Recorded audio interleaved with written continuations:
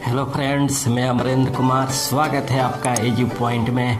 मैं उम्मीद करता हूँ कि आप लोग बहुत अच्छे होंगे। चलिए संविधान का हम अगला क्लास से स्टार्ट करते हैं। इसके पहले मैं पढ़ाया था आपको संविधान की परिभाषा, संविधान सभा का गठन और संविधान के निर्माण हेतु विभिन्न समितियों का गठन और प्रारूप समिति का गठन। चलिए ये क्लास स्टार्ट करने से पहले हम पीछे वाले क्लास को एक बार रिकॉल कर लेते हैं। अगर उसको रिकॉल कर लेंगे तो ये हमारा अच्छी तरह समझ में आएगा। मैं उम्मीद करता हूँ कि आप लोग की पढ़ाई हो रही होगी और क्षमता लगाकर पढ़ाई कीजिए, पूरी क्षमता झोंक दीजिए। सामने लॉकडाउन जैसे ही टूटेगा, लॉकडाउन टूटने के बाद सामने आपके बहुत सारे एग्ज़ाम रहेंगे। जिस तरह वैकेंसी आप राज्य सरकार द्वारा, केंद्र सरकार द्वारा जारी की जा रही हैं, ये इसका एग्ज़ाम आपको लास्ट दिसंबर या जनवरी 1 तक ये एग्ज़ाम हो जाने की उम्मीद है। तो इसलिए आप लोग ईमानदारी पूर्वक मेहनत कीजिए। क्षमताएं किसी में कम नहीं होती, याद रखिएगा। क्षमताएं किसी में कम नहीं होती, डिपेंड करता है कि आप अपनी क्षमताओं का कितना सदुपयोग करते हैं। अगर यहाँ पे आप लोगों के बीच में से कोई आईएएस, कोई आईपीएस, कोई दरोगा या कोई रेलवे में नौकरी पाता है तो ईश्वर ने उसे स्पेशल बनाकर नहीं भेजा है, बल्कि उसने अपनी क्षमताओं का प्रयोग करके, अपनी क्षमताओं को पहचानते हुए उसका प्रयोग किया और प्रयोग करने के बाद वह अपना असली मुकाम पे पाया है ना। तो मैं उम्मीद करूँगा कि आप भी अपने क्षमताओं का भरपूर प्रयोग करें और आगे आप तैयारी को जारी रखें कि हर हालत में 2021 आपके जो जीवन में एक अलग रंग भर दे। इसीलिए आप ईमानदारी से मेहनत कीजिए। चलिए हम एक बार रिकॉल कर लेते हैं पीछे वाले क्लास का, तब आगे बढ़ते हैं। चलिए, मैं बताया था कि संविधान वह दस्तावेज है जो किसी भी देश के उसके राजनीतिक बुनियादी ढांचे का निर्धारण करता है तथा उस देश की जनता उसके अधीन शासित होती है। संविधान कहलाता है। संविधान दो शब्दों के मेल से बना है। सम जो विधान, जहां सम का अर्थ बराबर या समान होता है, और कानून, विधान का अर्थ कानून या नियम होता है। यानी संविधान का जो शाब्दिक अर्थ होता है वह सबके लिए समान कानून या नियम होता है। महात्मा गांधी ने एक विचार अपना दिया था कि भारतीय संविधान का निर्माण भारतीयों की इच्छा के अनुसार होगी।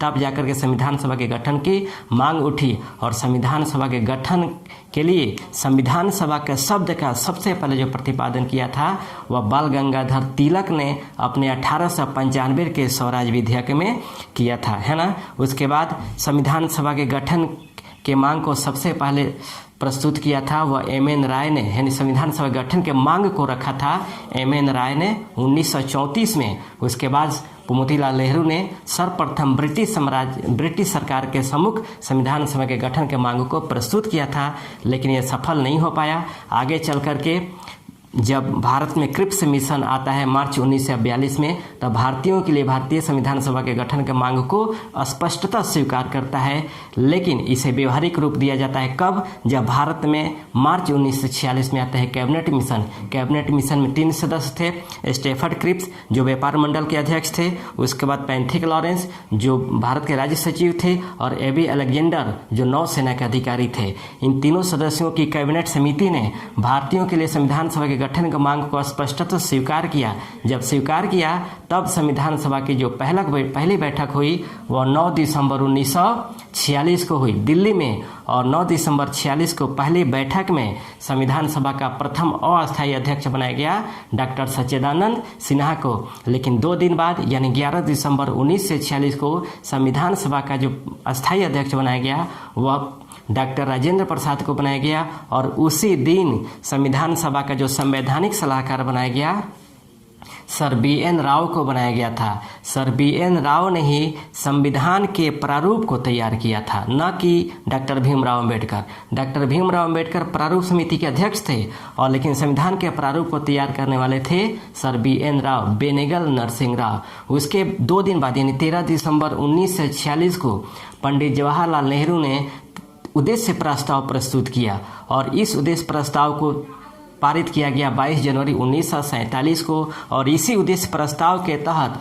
भारतीय संविधान के निर्माण हेतु अलग अलग समितियों का गठन किया गया, जिसमें संघ शक्ति समिति पंडित जवाहरलाल नेहरू, संघ संचालन समिति डॉक्टर राजेंद्र प्रसाद, प्रांतीय संविधान समिति सरदार वल्लभ भाई पटेल, मूल अधिकार अल्पसंख्यक समिति सरदार वल्लभ भाई पटेल, मूल अधिकार अल्पसंख्यक उप समिति आचार्य जेबी कृपलानी, झंडा समिति एवं तदर्थ समिति डॉक्टर राजेंद्र प्रसाद और प्रारूप समिति डॉक्टर भीमराव अंबेडकर। इन सभी समितियों में जो सबसे महत्वपूर्ण समिति थी वह डॉक्टर भीमराव अंबेडकर के नेतृत्व में गठित किया गया था प्रारूप समिति, जिसका गठन किया गया था संविधान सभा द्वारा 29 अगस्त 1947 को। और डॉक्टर भीमराव अंबेडकर की अध्यक्षता में 7 सदस्यीय समिति का गठन किया गया था, जिसमें 1 नंबर में डॉक्टर भीमराव अंबेडकर जो अध्यक्ष थे, एन गोपाल स्वामी दूसरे नंबर में, अल्लादी कृष्ण स्वामी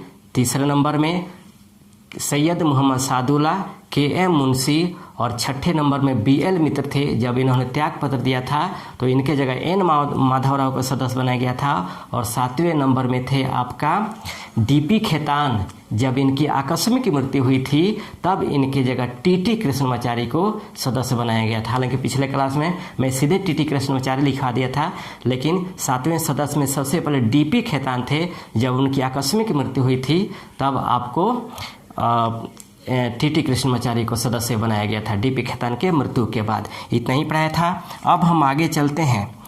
प्रारूप समिति द्वारा जब संविधान का निर्माण कर लिया गया, प्रारूप समिति द्वारा जब संविधान का निर्माण कर लिया गया, संविधान का निर्माण कर लिया गया, तब इसे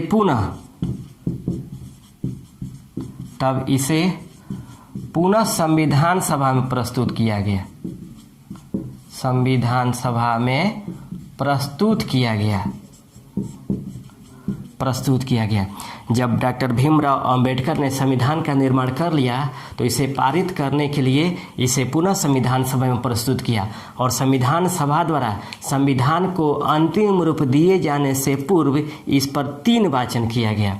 जब डॉक्टर भीमराव अंबेडकर ने संविधान का निर्माण कर लिया तो निर्माण करने के बाद इसे पुनः संविधान सभा में प्रस्तुत कर दिया। और संविधान सभा द्वारा इसे अंतिम रूप यानी संविधान को अंतिम रूप दिए जाने से पूर्व इस पर 3 वाचन किया गया। 3 वाचन का मतलब होता है विचार विमर्श, यानी संविधान को अंतिम रूप देने से पहले इस पर 3 बार विचार किया गया और संविधान के प्रावधानों में क्या रखना है, क्या हटाना है, उसको लेकर के इस विचार विमर्श किया गया, जिसे 3 वाचन किया जाता है। इसमें प्रथम वाचन जो प्रारंभ हुआ था वह 4 नवंबर 1948 से 9 नवंबर 1948 तक था, है ना। संविधान को अंतिम रूप दिए जाने से पूर्व 3 वाचन किया गया, जिसमें प्रथम वाचन था 4 नवंबर 1948 से 9 नवंबर 1948 तक। और दूसरा वाचन जो प्रारंभ किया गया वह 15 नवंबर 1948 से लेकर के 17 अक्टूबर 1949 तक चला था, है ना। प्रथम वाचन 9 नवंबर 1948 से 4 नवंबर 1948 से 9 नवंबर 1948 और दूसरा वाचन चला था 15 नवंबर 1948 से 17 अक्टूबर 1949 तक। और तीसरा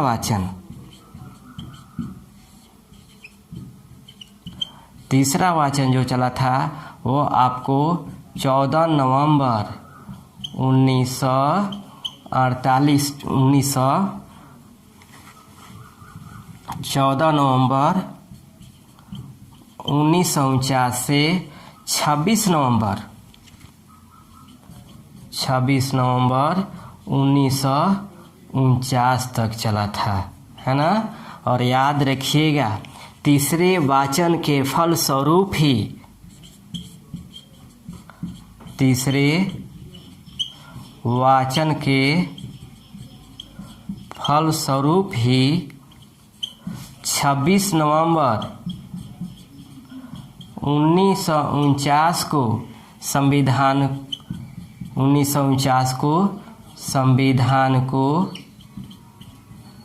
संविधान को स्वीकार किया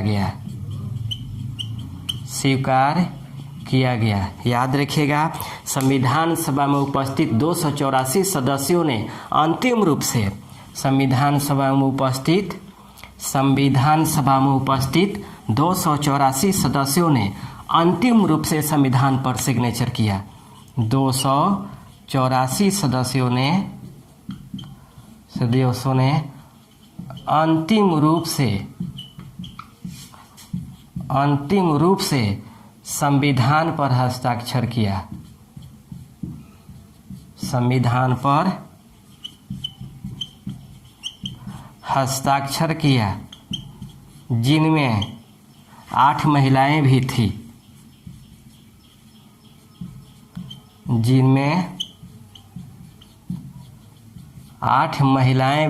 है ना। उसके बाद संविधान को स्वीकार किया गया, यानी 26 नवंबर 1949 को संविधान सभा में उपस्थित 284 सदस्यों ने, जिसमें 8 महिलाएं भी थी, अंतिम रूप से सिग्नेचर किया और सिग्नेचर करने के बाद संविधान को स्वीकार किया गया। याद रखिएगा, संविधान को स्वीकार करने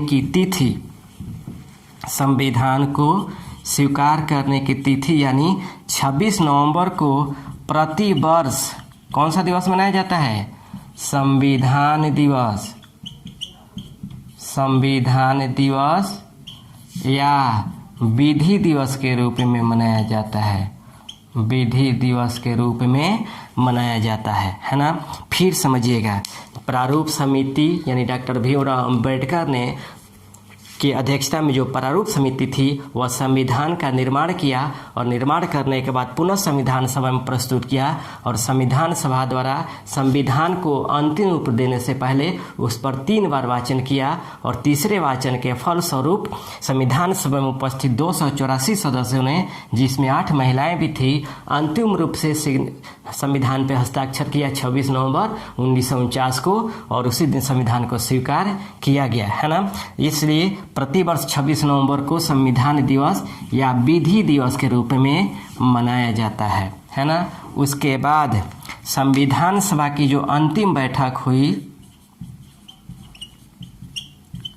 संविधान सभा की अंतिम बैठक आपको 24 जनवरी 1950 को हुई और इसी दिन संविधान सभा द्वारा डॉक्टर राजेंद्र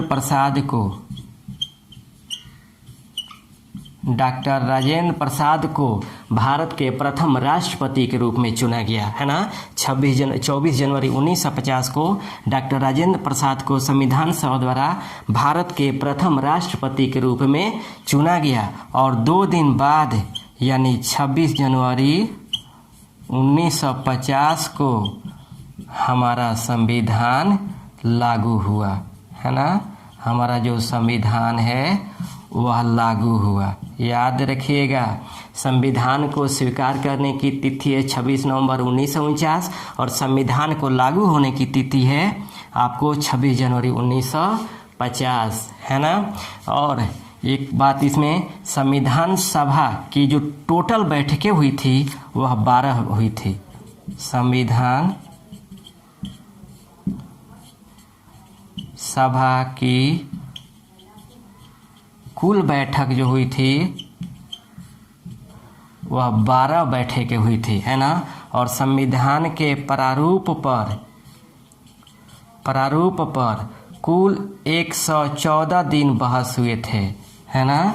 संविधान के प्रारूप पर कुल 114 दिन बहस हुए थे, है ना। 114 दिन बहस हुए थे और स्वतंत्रता के बाद संविधान सभा की जो पहली बैठक हुई थी स्वतंत्रता के बाद, संविधान सभा की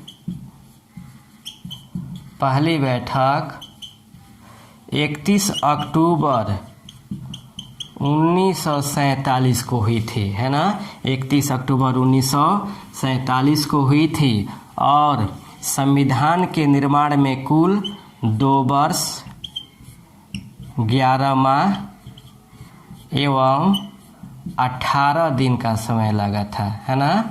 2 वर्ष 11 माह एवं 18 दिन का समय लगा था। फिर समझिएगा, संविधान सभा की अंतिम बैठक हुई थी 24 जनवरी 1950 को, है ना। और 2 दिन बाद, और संविधान सभा की जब अंतिम बैठक हुई थी 24 जनवरी 1950 को, तो उसी दिन संविधान सभा द्वारा भारत के प्रथम राष्ट्रपति के रूप में डॉक्टर राजेंद्र प्रसाद को चुना गया। और 2 दिन बाद यानी 26 जनवरी 1950 को हमारा संविधान लागू हुआ।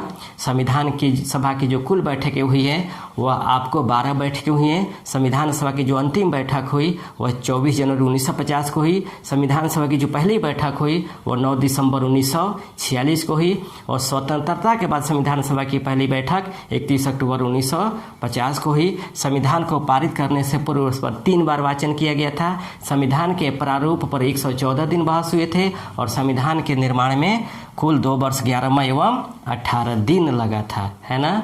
तो ये हमारा संविधान, जब संविधान हमारा लागू हुआ तो संविधान के लागू होने के वक्त मूल संविधान में देखिएगा, जब हमारा संविधान 26 जनवरी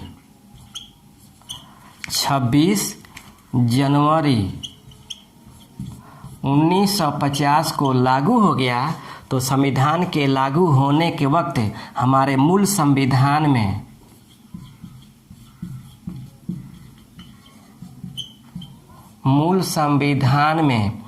अनुच्छेदों की संख्या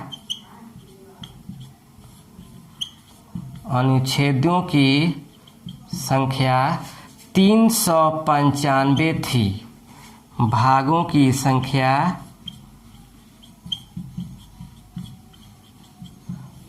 22 थी तथा अनुसूचियों की संख्या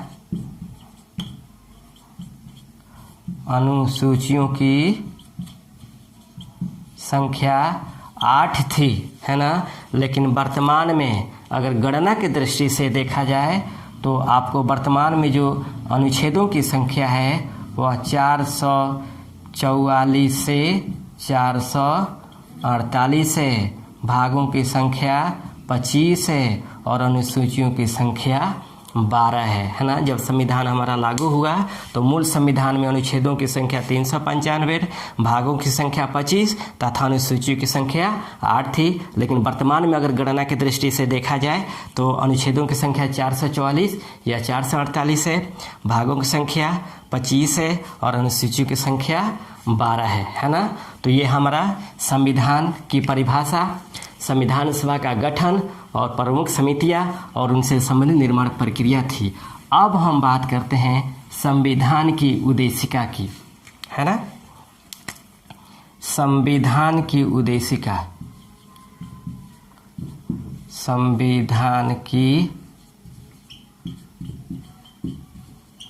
उद्देशिका, preamble of constitution, preamble of constitution.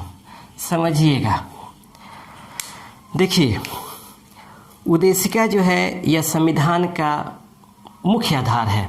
आप कोई भी किताब उठाइएगा तो किताब से पहले देखिएगा, पहले पेज पे लिखा होता है प्रकथन, प्रस्तावना या लेखक के कलम से। जब उस प्रकथन या प्रस्तावना को जो पढ़िएगा तो आपको समझ में आ जाएगा कि आखिर उस किताब का मुख्य विषय क्या है, किस लिए लिखा गया है और किस विषय पे लिखा गया है और इसकी उपयोगिता क्या है। वही आधार आपको संविधान की उद्देशिका था, जिसे प्रस्तावना भी कहा जाता है। सबसे पहले भारतीय संविधान की उद्देशिका का आधार पंडित जवाहरलाल नेहरू द्वारा 13 दिसंबर 1946 को प्रस्तुत उद्देश्य प्रस्ताव है। फिर समझिएगा, संविधान की उद्देशिका का आधार पंडित जवाहरलाल नेहरू द्वारा 13 दिसंबर 1946 को प्रस्तुत उद्देश्य प्रस्ताव है, जो भारतीय नागरिकों के लिए, यानी ये उद्देशिका भारतीय नागरिकों के लिए स्वतंत्रता, समता, न्याय एवं बंधुता की स्थापना के लक्ष्य को घोषित करता है। फिर समझिएगा, भारतीय संविधान की उद्देशिका का आधार पंडित जवाहरलाल नेहरू द्वारा 13 दिसंबर 1946 को प्रस्तुत उद्देश्य प्रस्ताव है, जो भारतीय नागरिकों के लिए स्वतंत्रता, समता, न्याय एवं बंधुता की स्थापना के लक्ष्य को घोषित करता है। और भारतीय संविधान की उद्देशिका को एक निम्नलिखित दार्शनिक शब्दों में व्यक्त किया गया है। भारतीय संविधान की जो उद्देशिका है, इसे निम्नलिखित दार्शनिक शब्दों में व्यक्त किया गया है, और इसका दार्शनिक शब्द का जो पहला शब्द है वह है हम भारत के लोग। हम भारत के लोग, we are the people of India, है ना। हम भारत के लोग, यहाँ कुछ समझ में आया आपको। चलते हैं पीछे। महात्मा गांधी ने एक विचार दिया था कि भारतीय संविधान का निर्माण भारतीयों के इच्छा के अनुसार ही होगी। ये बात ध्यान होगा आप लोग को। आते हैं यहाँ पे, पंडित जवाहरलाल नेहरू ने ये उद्देशिका को कंप्लीट किया था। ये उनके द्वारा लिखा गया शब्द था, हम भारत के लोग। याद कीजिएगा, महात्मा गांधी ने कहा था कि भारतीय संविधान का निर्माण भारतीयों की इच्छा के अनुसार होगी, और यहाँ पंडित जवाहरलाल नेहरू ने जो उद्देश्य प्रस्ताव प्रस्तुत किया, उसमें उन्होंने पहला जो शब्द दिया था वह हम भारत के लोग, यानी महात्मा गांधी द्वारा कहा गया विचार का जो अभिव्यक्तिकरण होता है वह आपके उद्देशिका में होता है, क्योंकि उन्होंने कहा था कि भारतीय संविधान का निर्माण भारतीयों की इच्छा के अनुसार होना चाहिए। और पंडित जवाहरलाल नेहरू ने उद्देशिका को जो प्रस्तुत किया, उसका जो पहला दार्शनिक शब्द था हम भारत के लोग, यानी हम भारत के लोग भारत को एक संपूर्ण प्रभुत्व संपन्न समाजवादी तथा निरपेक्ष लोकतांत्रिक गणराज्य बनाने के लिए दृढ़ संकल्प होकर अपने इस संविधान सभा में आज तारीख 26 नवंबर 1949 को भारतीय समयानुसार मिति मार्ग शीर्ष शुक्ल सप्तमी 2006 विक्रमी को एतत् द्वारा अधिनियमित, आत्मार्पित एवं अंगीकृत करते हैं, है ना। अपने संविधान को अधिनियमित, आत्मार्पित एवं अंगीकृत करते हैं। तो ये हमारा भारतीय संविधान की उद्देशिका का दार्शनिक शब्द था। लिख लीजिएगा, हम भारत के लोग, हम भारत के लोग भारत को एक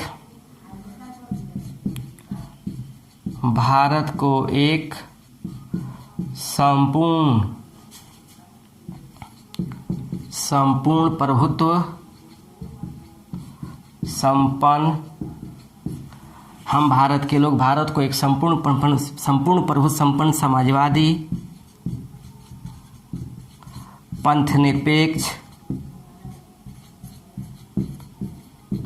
पंथनिरपेक्ष तथा लोकतांत्रिक, हम भारत के लोग भारत को एक संपूर्ण प्रभुत्व संपन्न समाजवादी, पंथनिरपेक्ष तथा लोकतांत्रिक तथा लोकतंत्रात्मक गणराज्य बनाने के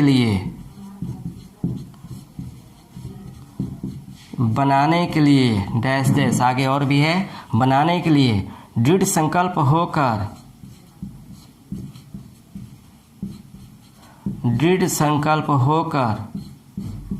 अपनी इस संविधान सभा में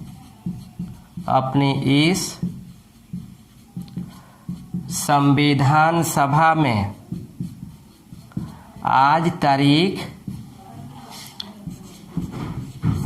तारीख 26 नवंबर 1949 को भारतीय समयानुसार मिति मार्ग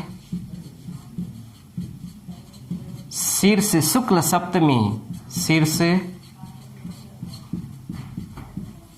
सप्तमी 2006 विक्रमी को 2006 विक्रमी को एतत् द्वारा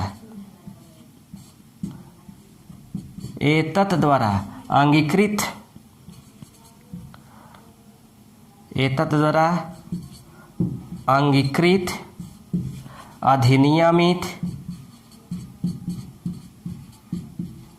अधिनियमित एवं आत्मार्पित करते हैं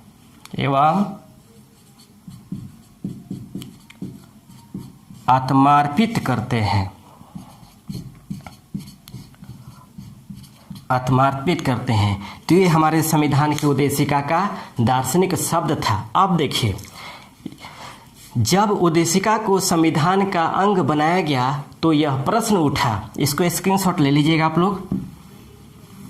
जब उद्देशिका को संविधान का अभिन्न अंग बनाया गया, पार्ट बनाया गया, तो ये प्रश्न उठा कि क्या उद्देशिका संविधान का अभिन्न अंग है। फिर समझिएगा, उद्देशिका को जब संविधान का अंग बनाया गया तो यह प्रश्न उठा कि क्या उद्देशिका संविधान का अभिन्न अंग है। इस मामले में सुप्रीम कोर्ट ने निर्णय दिया कि नहीं, उद्देशिका संविधान का अभिन्न अंग नहीं है, बल्कि संविधान निर्माताओं के लिए संविधान में वर्णित जो क्लिष्ट एवं असंदिग्ध शब्द हैं वह उनके आशय को समझने के लिए एक प्रकार की उद्देशिका कुंजी है ना। फिर समझिएगा, सुप्रीम कोर्ट ने निर्णय दिया कि उद्देशिका संविधान का अभिन्न अंग नहीं है, बल्कि संविधान निर्माताओं के लिए संविधान में वर्णित जो क्लिष्ट एवं असंदिग्ध शब्द है उनके आशय को समझने के लिए उद्देशिका एक प्रकार की कुंजी है, अर्थात उद्देशिका संविधान की कुंजी है। यह उन्होंने निर्णय दे दिया। लेकिन आगे चल करके केशवानंद भारती बनाम केरल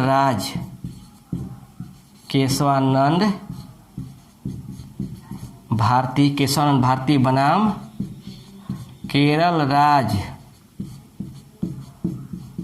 केरल राज्य के मामले में, क्योंकि उद्देशिका को जब इन्होंने अभिन्न अंग बनाया था तो काफ़ी इसमें प्रश्न होने लगे, विवाद के घेरे में आए। तब केशवानंद भारती बनाम केरल राज्य के मामले में सुप्रीम कोर्ट ने अपने पूर्व में दिए हुए निर्णय को पलट दिया।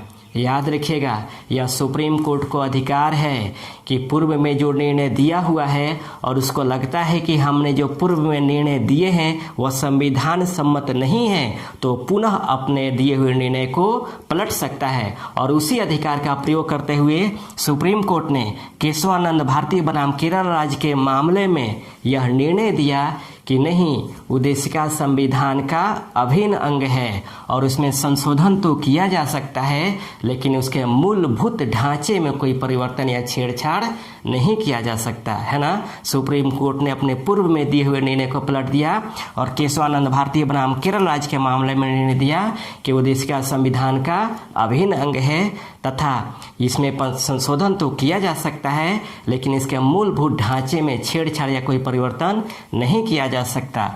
तब चल करके आगे उद्देशिका में एक संशोधन किया गया, 42वां संविधान संशोधन। 42वां संविधान संशोधन 42वां संविधान संशोधन 1976 में। और इसी 42वां संविधान संशोधन के तहत उद्देशिका में 3 शब्दों को जोड़ा गया। 3 शब्दों को जोड़ा गया। कौन कौन? देखिए, 1 नंबर में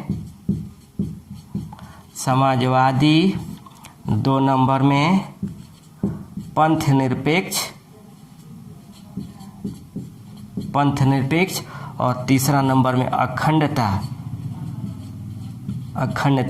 ये 3 शब्दों को 42वां संविधान संशोधन के तहत उद्देशिका में जोड़ा गया। एक बहुत बार क्वेश्चन पूछा गया है कि निम्न में से कौन ऐसे शब्द को 42वें संविधान संशोधन के तहत जोड़ा गया, तो याद रखना होगा उद्देशिका में 42वां संविधान संशोधन 1976 के तहत उद्देशिका में 3 शब्दों को जोड़ा गया, समाजवादी, पंथ निरपेक्ष और अखंडता। याद रखिएगा, 42वां संविधान संशोधन को मिनी संविधान भी कहा जाता है। मिनी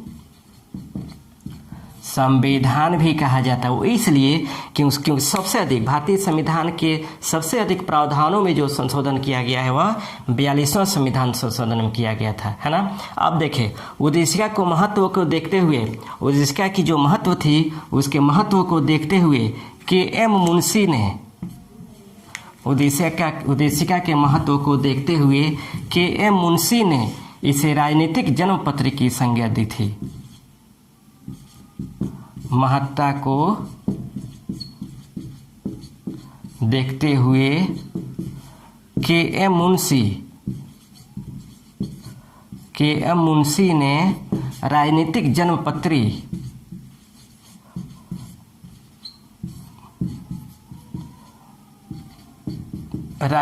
जन्मपत्री की संज्ञा देती, पॉलिटिकल होरोस्कोप, है ना, पॉलिटिकल होरोस्कोप की संज्ञा दी थी, पॉलिटिकल